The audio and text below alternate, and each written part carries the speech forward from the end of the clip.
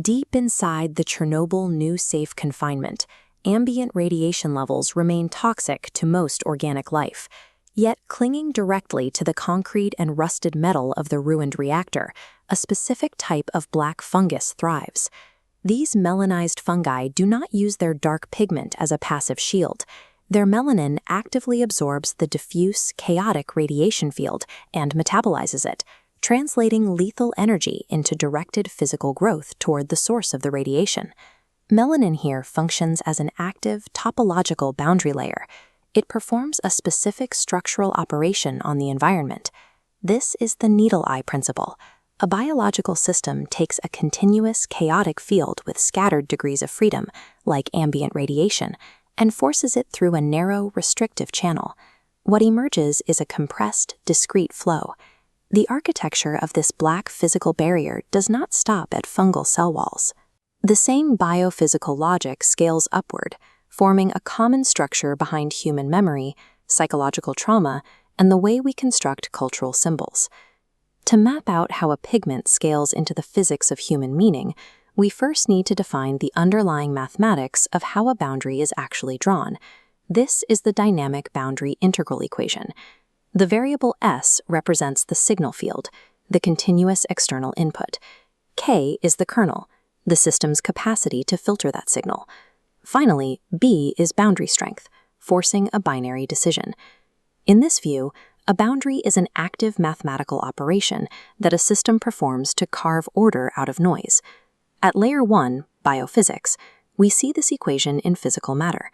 Structural melanin, like the ultra-black microstructure found in these feathers, operates as a real-world kernel, physically filtering an incoming field of photons. A soft boundary uses a broad kernel to integrate signals with high tolerance, easily absorbing minor fluctuations.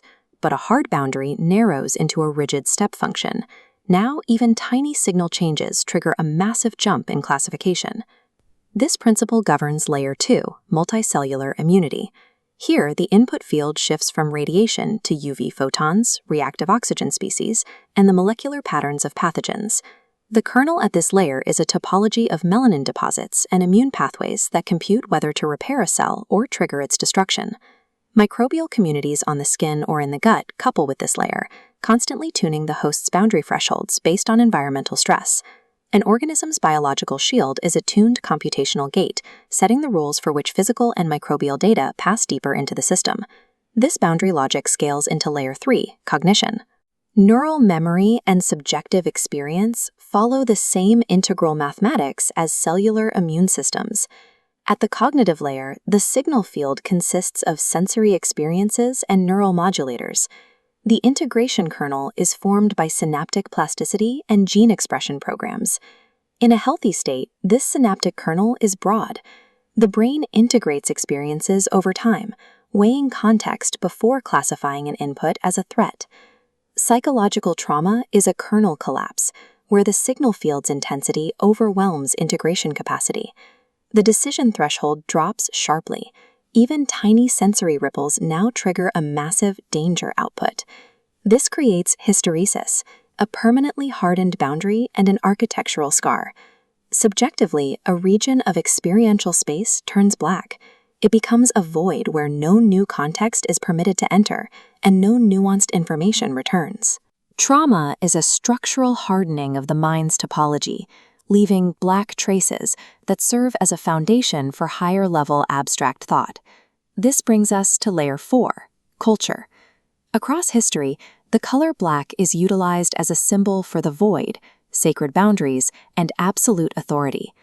Cultural symbols aren't just labels, they are topological regions anchored by these same black, hysteresis-driven traces.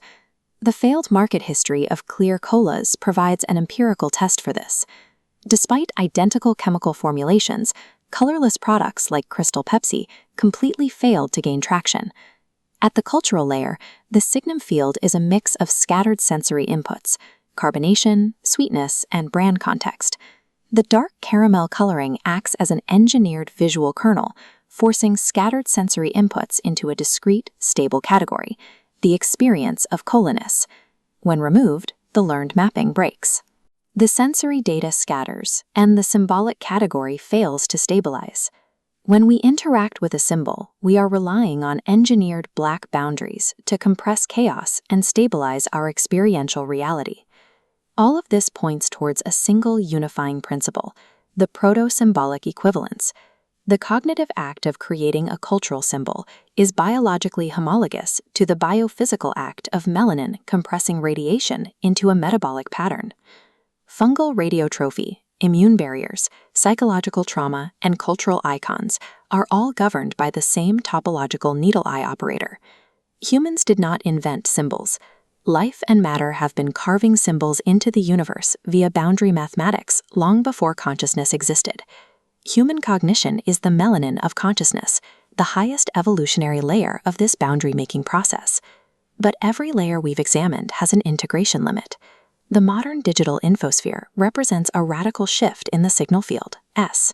It is a hyper-accelerated stream of high-density data that frequently exceeds our evolved capacity for compression.